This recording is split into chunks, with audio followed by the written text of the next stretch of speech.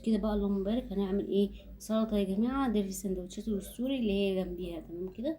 معاكي كاتشب اكياس، انا حاطه 4 اكياس. معاكي كوبايتين زبادي بالقشطه بتاعتهم.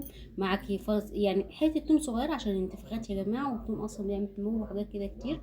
معاكي هنا فلفل، معاكي حبه ملح. تمام كده. هقلب كل ده لحد ما يدوب خالص. تمام. وهزود حبه زيت. بصي هتطول معاكي ازاي. عايزه تضربيها بقى في الكبه او في البتاع عشان تبقى ناعمه خالص، اضربيها. تمام. ما عندناش اي مشكله. حبه بقى تزير كده. عادي انا هروح ايه هضربها في الخلاط يا جماعه، او في الكبه او في اي حاجه. تمام. عشان مش هتلاقي كل الكوته الايه اللي هي دي. بصوا بقى اللهم بارك. كاتشب طبعا يا جماعه بيبقى مسكر، عشان بس هنضرب عشان ما تبقاش فيها تكتلات دي كأنها ايه جبنه.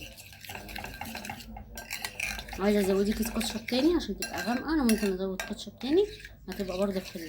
تمام. يعني انا كده كده ايه بكتشف قوامها بعد ما اضربها.